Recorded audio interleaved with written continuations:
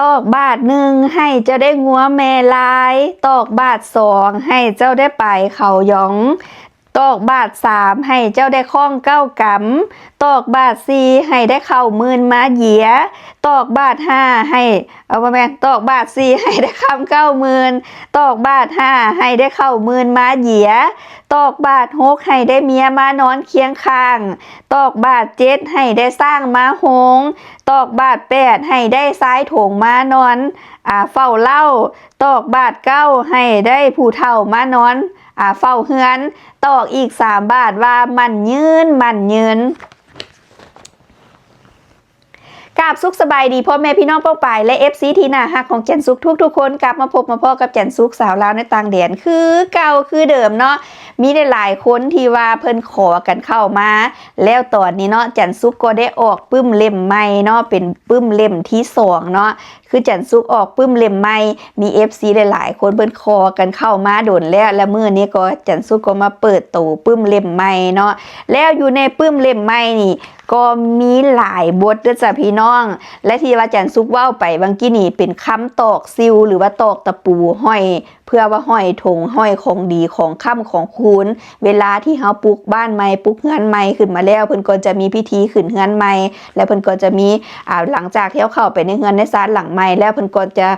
มีคำตอกถงเนาะตอกตะปูหรือว่าตอกซิวเพื่อว่าห้อยถงห้อยของดีของค่ำของคูณนั่นเองแล้วเนาะและนอกจากคำตอกซิวหรือว่าตอกตะปูแล้วก็ยังมีในปึ้มเล่มนี้เนาะก็ยังมีคำทักทายความฝันขึ้นบ้านใหม่เนาะเวลาที่ว่าเพิ่นมีพิธีขึ้นบ้านใหม่เนาะหลังจากนั้นเพิ่นก็มีการนอนแล้วก็มีการทักทายความฝันขึ้นบ้านใหม่นั่นเอง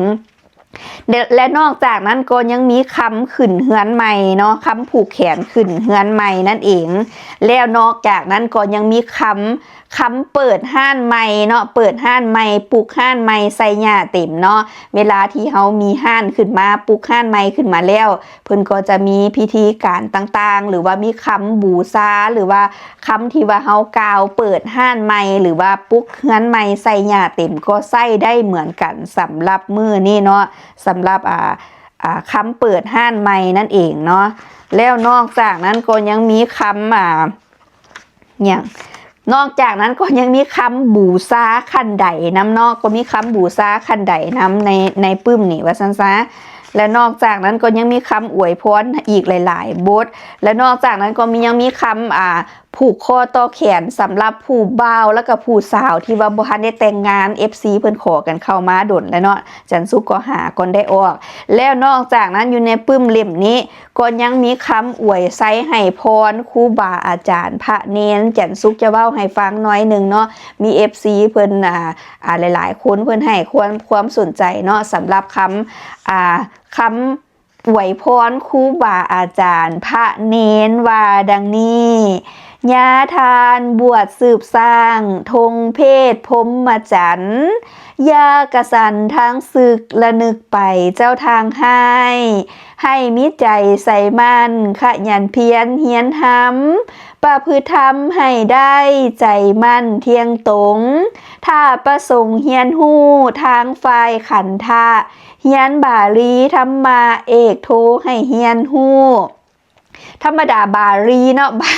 จันซุกเว้าบ่ค่อยออกเสียงบ่ค่อยเก่งเนาะบาลีจะเป็นตัวรอหันลีนเนาะอันบทนี้จะยาวเด้อพี่น้อง2หน้าเนาะสำหรับอวยไซให้พรครูบาอาจารย์พระเนนคลิปนี้จะยาวเพราะว่า FC ก็บ่อยากให้จันซุกนั้นเว้ายาวเนาะจันซุกก็พยายามเว้าย่อแล้วก็คัดจ้อนเนาะว่าอยู่ในปึ้มเล่มนี้มีอีหยังแน่และมี FC หลายๆคนเพิ่นขอกันเข้ามาว่าจันซุกออกปึ้มเล่มใหม่เอาคำไหว้พระเศร้าแรงใส่น้ำแน่จันซุกก็เลยจัดไปตามคำขอของ FC เนาะมีคำไหว้พระเศร้าแรงนำไหว้บูชาคุณพระรัตนตรัยนมัสการคุณพระรัตนตรัยไหว้พระรัตนตรัยสารณคมคำไหว้คุณพระพุทธคุณคำไหว้พระธรรมคุณสั่งค่าคุณเนาะคำขอขมาพระรัตนตรัยคือจังว่าคำไหว้พระเศร้าแรงนี่มีอยู่ในเล่มเดี่ยวกันเลยนะจ๊ะทุกคนเนาะเล่มเดี่ยวมีหลายอย่างเนาะสามารถนำใส่ได้ในชีวิตประจำวันเนาะแล้วก็ถ้าว่าพ่อแม่พี่น้องผู้ใดสนใจอย่าลืมทักหาจันสุ และนอกผู้ใดได้ปึ้มเล่มนี้ไปคุ้มค่าพี่น้องและเขาสามารถนำใช้ได้ในชีวิตประจำวันทุกๆวันเนาะบ่ว่าจะเป็นคำไหว้พระเศร้าแลงคำบูชาแม่คันใดนี่เป็นสิ่งหนึ่งที่ว่าสำคัญของคนเฮาพี่น้องลูกเต้าแลนขึ้นแลนลงเนาะถ้าเฮาบ่มีประตูเฮาบ่มีบันไดเฮือนเนาะเฮาก็ไหว้ประตูทางเข้าเนาะไหว้ประตูเข้าเพราะว่าลูกเฮาแลนออกแลนเข้าหรือว่าเฮาได้ไปได้เหยียบได้แล่นขึ้นแล่นลงหรือว่าเที่ยวเข้าเที่ยวออกอย่างซี่นะนี่ก็เป็นความเสือมาแต่บูฮานอากาศเนาะเป็นความเสือเป็นฮีต12ของ14ของลาวเฮา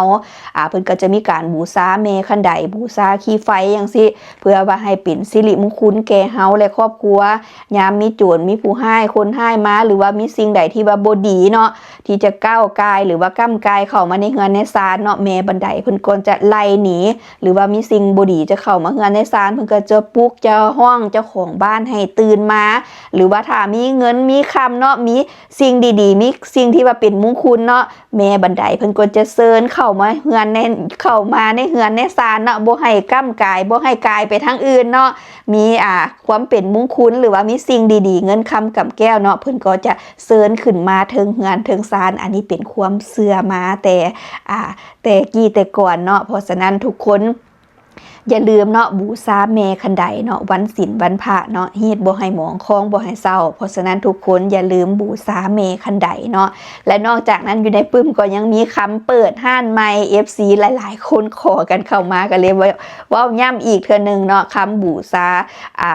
ก่อนเปิดห้านใหม่เนาะเวลาที่มือเขาเปิดห้านใหม่มืองามย้ำดีปลูกห้านใหม่ใส่หญ้าเต็มเนาะก็จะมีคำเปิดห้านใหม่นั่นเองเนาะและถ้าผู้ใดสนใจปื้มอวยพรต่างๆสามารถทักหาจันสุขได้โดยตรงทางอินบ็อกซ์หรือว่า Messenger ขอความเพศหรือว่าจะจิ้มมาหาจันสุขได้อยู่ที่